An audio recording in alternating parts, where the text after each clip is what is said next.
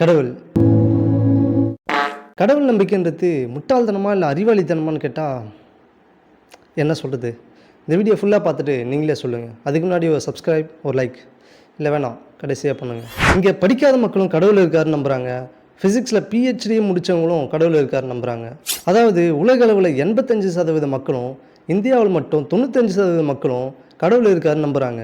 But இதில் எல்லாருக்குமே ஒரே மாதிரியான கடவுள் நம்பிக்கை இல்லை. ஒரு சிலருக்கு ரிலீஜியஸில் சொல்கிற மாதிரியான கடவுள் இருக்காருன்னு நம்புகிறாங்க.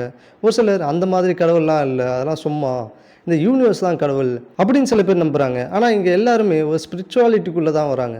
அதாவது மனித சக்திக்கு அப்பாற்பட்ட சக்தி நம்ம எல்லாருமே வழிநடத்துறதா நம்புகிறாங்க. அப்போ இங்கே உலக அளவில் 85% மக்கள் கடவுள் இருக்காருன்னு நம்புகிறாங்க. அப்போது கடவுள் இருக்காரு தானே.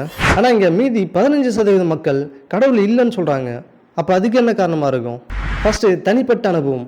சிலர் ஒரு விஷயத்துக்காக பயங்கரமாக வேண்டியிருப்பாங்க, அது நடந்திருக்காது, தப்பாக நடந்திருக்கும். அதனால் இவங்க கடவுள் இல்லைன்னு சொல்லிட்டு நம்பியிருப்பாங்க.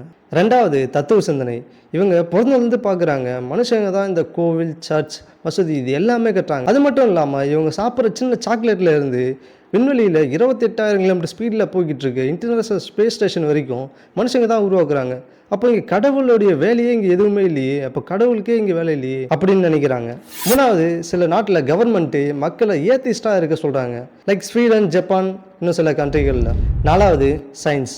நம்மக்கிட்ட இன்றைக்கி இருக்க டெக்னாலஜி வச்சு பிக் பேங்கில் இருந்து இந்த யூனிவர்ஸ் எப்படி உருவானதுன்றதுல இருந்து இந்த யூனிவர்ஸில் இருக்க மிக சிறிய துகள் உள்ள இருக்க குவாண்டம் ஃபிசிக்ஸ் வரைக்கும் நம்ம இன்றைக்கி ஆராய்ஞ்சிட்டோம். அதாவது ஓரளவுக்கு இந்த யூனிவர்ஸ் எப்படி இயங்குதுன்றத கண்டுபிடிச்சிட்டோம். இதில் எங்கேயுமே ரிலீஜியஸ் ஸ்பிரிச்சுவாலிட்டியில் சொல்கிற மாதிரியான கடவுள் எங்கேயுமே இல்லை. ஆனால் கடவுள் நம்புறவங்க என்ன சொல்கிறாங்கன்னா, எனக்கு சயின்ஸ் மற்றதெல்லாம் தேவையில்லை. ஒருவேளை நான் சயின்ஸே படிச்சிருந்தாலும் அது என்ன ப்ரொஃபஷனலுக்கு தானே தவிர என் லைஃப்பில் எனக்கு ஒன்று வேணும்னா நான் கடவுளை வேண்டுறேன், அது எனக்கு நடக்குது, நான் நம்புகிறேன். அது மட்டும் இல்லாமல் எங்கள் முன்னோர்களே கடவுள் இருக்காங்கன்னு சொல்லியிருக்காங்க. எங்கள் முன்னோர்கள் இன்னும் முட்டாள் இல்லை, ஸோ கடவுள் இருக்காரு.